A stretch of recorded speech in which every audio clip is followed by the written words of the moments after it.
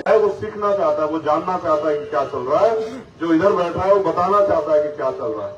मुल्क के हालात से हम दोनों लोग वाकिफ हैं, ये भी और ये भी। लेकिन इन मुल्क के हालातों पे रो के, तकलीफ में रह के, आंसू बहा के शायद या घर में डर के बैठ जाने से कुछ नहीं होगा। इन दौर को बदलने के लिए हमें अपनी सियासी ताकत को मजबूत करना पड़ेगा। आप ये जानते हैं भारत में लोकतंत्र है और बाबा साहब अम्बेडकर ने हमें वोट का अधिकार दिलाया है। इस वोट के अधिकार से हम चाहे तो किसी भी बहुत कमजोर को बहुत ताकतवर बना सकते हैं, बेजुबान को भी जुबान दे सकते हैं और किसी बहुत ताकतवर को अपने वोट के मुखालफत करके, वोट की खिलाफत करके उसको जमीन पे भी पटक सकते हैं। ये ताकत जो है हमें वोट ने दी है। हमें जमहूरियत में हम हर व्यक्ति बहुत ताकतवर हैं, लेकिन बुरा यह है कि हम 10 रुपए का सामान खरीदने जाते हैं, उस सामान को कई बार चेक करते हैं। अकरम भाई, ये माला खरीदेंगे तो चेक करेंगे माला टूटी हुई तो नहीं है, इसमें जो डला हुआ पूरा तो है, कोई कम तो नहीं है, ये माला जो है छोटी तो नहीं है, ये माला जो है कहीं से कटी हुई तो नहीं है। लेकिन हम जब कीमती वोट देने जाते हैं जो हमारा 5 साल का मुस्तकबिल तय करते हैं, हम एक बार नहीं सोचते कि जिस नेता को वोट दे रहे हैं हमारी लड़ाई लड़ेगा नहीं लड़ेगा, हमारी आवाज उठाएगा नहीं उठाएगा, हमारे बच्चों के साथ जो मुसीबतें, हमारे लोगों के साथ जो मुसीबतें आएंगी उसमें हमारा साथी बनेगा नहीं बनेगा, कभी हमारे दुख दर्द में काम आएगा नहीं आएगा, कभी जब हम पे जुल्म होगा तो उस जुल्म के और हमारे बीच खड़ा होकर हमारी मदद करेगा नहीं करेगा, कभी हम नहीं सोचते। आपने तो बहुत बड़ी बात कही, मैं बहुत दवाई के चक्कर में नहीं हूं। मैं आपसे कहना चाहता हूं, दलित मुझे यहां तक सींच के लाए, पिछड़े वर्ग के लोग मुझे यहां तक सींच के लाए, बिना MP MLA के उन्होंने ये कमाया मैंने, बस ये कमाया मैंने, बस मैं आपको यही बता रहा हूं, ये कमाया मैंने। वो दलित समाज के लोग, पिछड़े वर्ग के लोग, किसान जवान मुझे यहां तक सींच के लाए और अब आपके हाथों की बात है।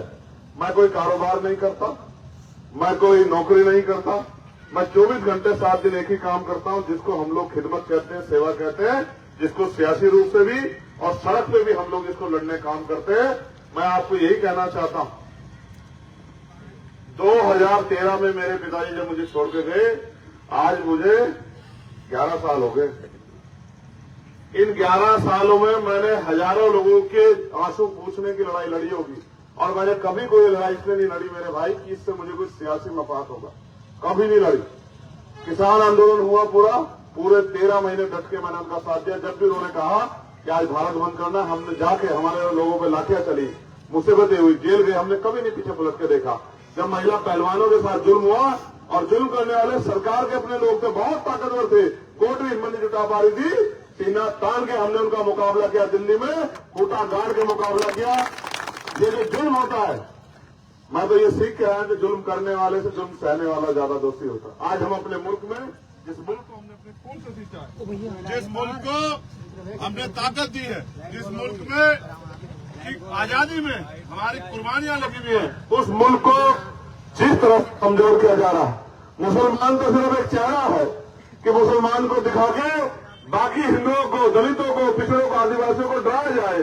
असल सच ये है कि गुलामी की जिंदगी तो इस देश के दलित, पिछड़े, आदिवासियों से करवानी है सरकार को, क्योंकि उन्हीं को नौकरी रोजगार मिल रहे थे। मुसलमान तो फिर भी अपने कारोबार पे कुछ न कुछ खड़ा है, वो तो हाथ का दस्तकार बन के फिर भी अपने बच्चों का पेट पाल रहा है। मैं आपको ये कहना चाहता हूं कि बाबा साहब ने हमें वोट का अधिकार इसलिए दिया था कि हम इस देश की कुर्सियों पर बैठ के डॉक्टर, इंजीनियर, IAS IPS बनेंगे, वकील, जज बनेंगे, अपने बच्चों को पढ़ाई लिखाएंगे, दुनिया में काम करेंगे, दुनिया में नाम रोशन करेंगे। लेकिन ये कितने मक्कार लोग हैं, आदमी को राशन तक सीमित कर दिया। 5 किलो राशन देते और ये भी नहीं बताते कि ये 5 किलो राशन भी अब आपकी जेब काट के दिया जा रहा है। 350 रुपए का सिलेंडर, 1150 रुपए का, 120-30 रुपए का आने वाला बिजली का बिल, 600-700 रुपए का, और 40-45 रुपए का पेट्रोल, 100 रुपए का। आप महसूस करो, 50 रुपए की आने वाली दवाई 200 रुपए की। आज हालात ये है कि गरीब पे खाने के लिए रोटी भी नहीं है। और ये जो राशन देते हैं, ये राशन कितने दिन चलता है आप चेक करके देख लो। 2 मेहमान आ जाए तो चौथे दिन किसी के आगे हाथ फैलाना पड़ेगा, ये हालात हैं। तो मैं आपको बस यही कह रहा हूं, ये सारी समस्याएं, माने वो काशीराम साहब हम उनको नेता मानते हो, कहा करते थे जिनका दल नहीं होता उनमें बल नहीं होता, जिनके पास बल नहीं होता उनकी समस्याओं का हल नहीं होता। जिनके पास नेता नहीं होता उनकी बात कोई नहीं कहता। आपने जिनको नेता बनाया मैं बुरा नहीं कह रहा हूं, लेकिन आप इस दिल पे हाथ रख के बताओ कि क्या जब जुल्म में आपको, जब नाइंसाफी में आपको जरूरत थी तो क्या वो आपके साथ खड़े थे या आपसे मुंह फेर के खड़े थे? जितने जिम्मेदार लोग बैठे हैं अपने दिल से पूछो। और जिनको आपने वोट दिया, आपने जिनको वोट दी थी पिछली बार, आपने यहां से गठबंधन का उम्मीदवार जीता है। मेरे लोगों, मेरी बात पर गौर करना, अगर आपको समझ आएगी। वो 370 पे आपके खिलाफ वोट देके आया, 3 तलाक पे आपके खिलाफ वोट देके आया, एनआरसी पे आपके खिलाफ वोट देके आया, किसानों के मसलात पे आपके खिलाफ वोट देके आया। यानी कि जिसको आपने ताकत दी उसने ही आपकी कब्र खोदने का इंतजाम किया। तो मैं क्या कर सकता हूं? आप महसूस करके देखो कि आपने किस व्यक्ति को ताकत दी। मैं मुसलमानों की सियासी सोच पर तकलीफ में, क्योंकि यहाँ बहुत जिम्मेदार लोग बैठे, मुझे कहना पड़ेगा। आप ये देखो, मुसलमान की सियासी सोच ये है कि पार्टी सेकुलर होती है, पार्टी सेकुलर होती है, इंसान सेकुलर नहीं होता। आप ये देखो, जिस व्यक्ति ने 20 साल भारतीय जनता पार्टी का मेंबर बनकर डंडा उठा के मुसलमानों को सूतने का काम किया, इलाज करने का काम किया, आज वो भारतीय जनता पार्टी छोड़ के सेकुलर पार्टी टिकट लेके आ जाए, आप उसको वोट दे दोगे। आप ये नहीं सोचोगे इसका जैन नहीं बदल सकता कभी भी, ठीक है? आप सब भूल जाओगे, आप बस ये याद रखोगे कि भाई ये तो सेकुलर पार्टी से आ गया, लेकिन सेकुलर पार्टी से आगे इंतजाम तो आपका ही करेगा भाई। इसका जहन थोड़ा बदल जाएगा। जिस जहन में 20 साल से रह गया, क्या 2 महीने में बदल जाएगा क्या? वो आपकी ताकत रहेगा और जुल्म भी आपके ऊपर करेगा। इसी तरह की सियासत देश में हो रही है।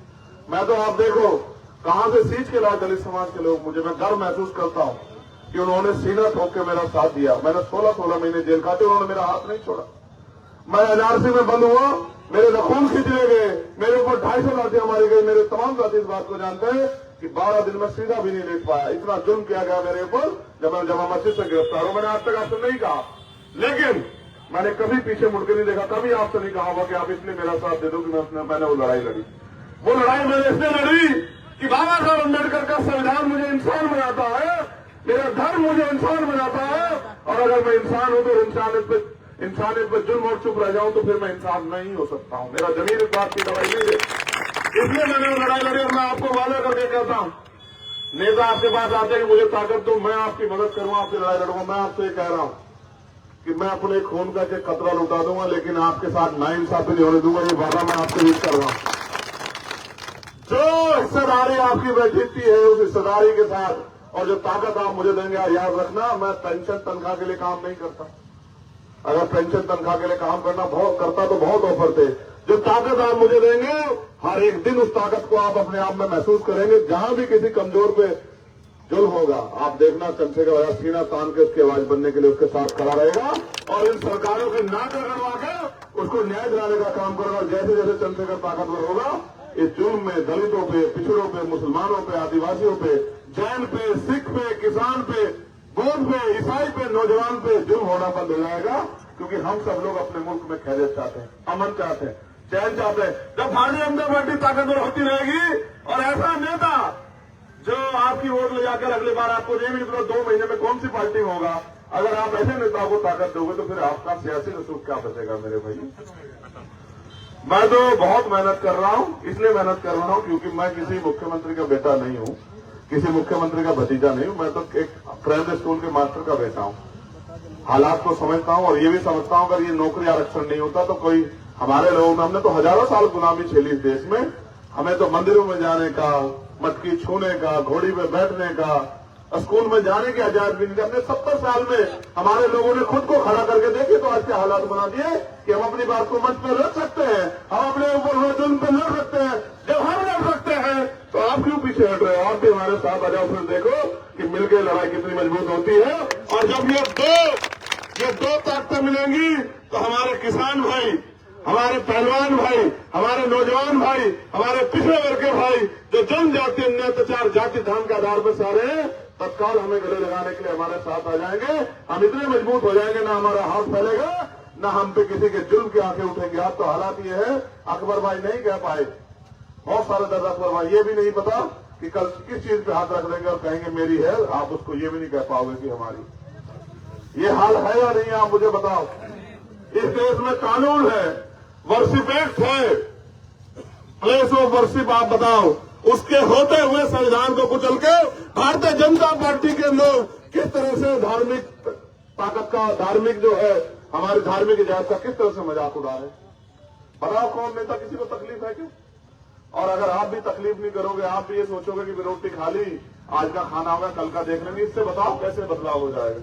बदलाव करने के लिए ताकत की जरूरत होती है और लोकतंत्र में ताकत वोट से बनती है। आपकी वोट ताकतवर है, नेता कमजोर है, जिसको वोट देवोगे वो ताकतवर हो जाएगा। जो ताकतवर हो जाएगा वो फिर उसको तय करना है कि वो लड़ाई किस तरह से लड़ता है। चंद्रशेखर आजाद कल भी लड़ रहा था, चंद्रशेखर आजाद भी लड़ रहा है और जब तक जीवन रहेगा चंद्रशेखर आजाद लड़ता रहेगा। क्योंकि सीबीआई ईडी इनकम टैक्स से डर जाते हैं मेरे लोग। हमारे सदर साहब बैठे हैं आज की सभा के साथ, प्रधान जी, लोग सीबीआई से डर जाते हैं, ईडी से डर जाते हैं। कितने ऐसे नेता जिन्होंने पाले बदल दिए, जो वादे करते थे, बहुत खुदाई दावे करते थे, बहुत बड़े बड़े कलमे पढ़ते थे, बताओ आज कहाँ है? सीबीआई से, ईडी से, इनकम टैक्स से, मुकदमे से, जेल से, जितने नेताओं की उम्र से ज्यादा मुकदमे मेरे ऊपर रोज तारीखें मेरी चलती रहती। मुझे कोई डर नहीं, मैं जानता हूं मौत जिंदगी इज्जत जिल्लत उसके हाथ में जिसने पैदा किया है, किसी ताकतवर के हाथ में नहीं जो आज सियासी ताकत से मजबूत बैठा है, इनके हाथ में नहीं है। मौत आएगी, कोई नहीं रोक सकता। आपका जमीन गंवाई देगा जाने के बाद कि आप वफादार थे या गद्दार थे, ये समय बताएगा। इसलिए आपसे कहना चाहता हूं, मेरे लोग जानते हैं, मेरे खून से तो होली चली गई, 4-4 गोली मेरे ऊपर चलाई गई, 4-4 गोली, एक गोली मेरी पीठ को चीरते हुए निकली। और जब मेरी मां ने मुझसे फोन करके कहा तो मैंने कहा आना मत, क्योंकि तेरे आंसू नहीं देख सकता, तो मुझे खून में लथपथ देखेगी, तेरे आंसू नहीं देख पाऊंगा, बाकी सारी लड़ाई लड़ लूंगा। तू तो ये समझ, तूने वक्त कर दिया मुझे इन कमजोरों, गरीबों, मुसलमानों, दलितों, पिछड़ों के लिए। तो ये सोच ले कि तेरा 2 ही बेटे, तेरे 3 बेटे नहीं है, तो 2 बेटे मान के अपनी जिंदगी को जी, क्योंकि मुझे तो इनके आंसू पूछने जिनके साथ जुल्म हो रहा है। मैं आपसे कहना चाहता हूं, भाई ने मुझसे कहा, मैंने उनसे भी कहा, 22 में भी कहा कि भाई मिलकर लड़ो, भाजपा को रोको, लेकिन पता नहीं क्या मुसीबत है, पता नहीं क्या मुझे बताओ। जो पिछली बार उनके साथ थे वो आज कौन से दल के साथ है? ठीक है, तो अकेला चंद्रशेखर आजाद तब भी खड़ा था और आज भी खड़ा है। और आप अगर नहीं गवाही ले सकते, आप मुझे फोन कर जाते हैं तो खतौली पूछना किसने जिता के दिया, आप पूछ के देखना, बताना खतौली किसने जिता के दी। समाजवादी और एलडीपीएसपी का गठबंधन था 2019 में, चौधरी अजीत सिंह लड़े थे, नहीं जीत पाए खतौली। आप क्या करवा लेना, 30,000 से हारे में, 2017 में हारे, 2022 में हारे। और मैंने वादा किया आगे अगर जिता के ना दिखाऊं तब बताना मेरे लोगों में मेरी बात का इतना असर है, क्योंकि वो मेरे जैसे छिटे पिटे गरीब लोग हैं, वो मेरी बात का भरोसा करते हैं। मुझे मौका देके देखो, लेकिन क्यों ये गरीब का बेटा खड़ा रहे, इसलिए डरे। तुम कौन हो रोकने वाले?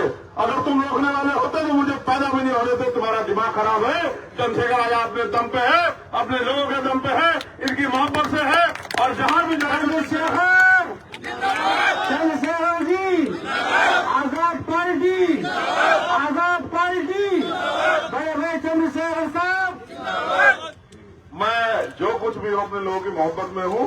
और फिर आप याद करो, वो दिन था धामपुर में हमारा बहुत बड़ा मजमा लगा था, धामपुर में हमारी रैली थी और हजरत सज्जाद नवानी साहब आए, क्योंकि वो मेरे बड़े हैं, सरपरस्त थे।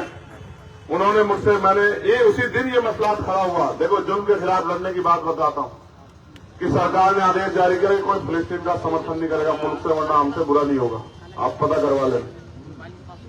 मैंने 1 मिनट नहीं सोचा और मैंने कहा कि देखो मेरा दिल गवाही नहीं देगा अगर आज मैं जुल्म के खिलाफ नहीं बोला। मैंने कहा यहाँ की सरकार से कि अगर कोई कमजोर पे जुल्म करेगा तो हम उसके साथ खड़े हैं, हम मजलूमों के साथ खड़े हैं, हम फिलिस्तीन के साथ खड़े हैं सीना ठोक के। तो देश के प्रधानमंत्री को भी तीसरे दिन कहना पड़ा कि नहीं, फिलिस्तीन के साथ हैं हम लोग भी, हम भी मदद भेजेंगे, वरना मुख्यमंत्री कहते कि मिटा देंगे। मिटा दो, तुम में दम है तो आओ मुकाबला करो, अगर तुम में दम है। तुम ये सियासी ताकत पे बैठ के सरकारी मशीन का उपयोग करके पुलिस को सामने करके लड़ते हो। तुम अगर हिम्मत है तो ईवीएम हटा के लड़ो। तुम्हें अगर ना निराली याद ना निराली तब आप मुझे बताना कि आप क्या कहते हैं। आप सरकारी मशीनरी की ताकत पर लड़ रहे, ईवीएम के खिलाफ भी लड़ रहे। 3 महीने से हम कोर्ट में मुकदमा चल रहा, आप देखना, चुनाव होगा, फेक होगा और आपसे नहीं रोका जाएगा भारतीय जनता पार्टी के लोगों। और अगर मेरे लोगों ने मन बना लिया तो चंद्रशेखर आजाद बिना किसी की मदद के यहां से हमारे लोगों की मोहब्बत से जीत के जाएगा। और ऐसे आवाज बनेगा पूरे देश की कि कहीं कोई किसी पे गरीब पे जुल्म नहीं कर पाएगा, कोई किसान को सुसाइड नहीं करा पाएगा, कोई नौजवान के एक खाल नहीं खींच पाएगा, किसी भी दोस्त को पकड़ के पुलिस के लोग जेल में नहीं बंद कर पाएंगे। लेकिन ये तभी संभव है जब आप लोग मेरी मदद करो, और मदद करने के लिए लोकतंत्र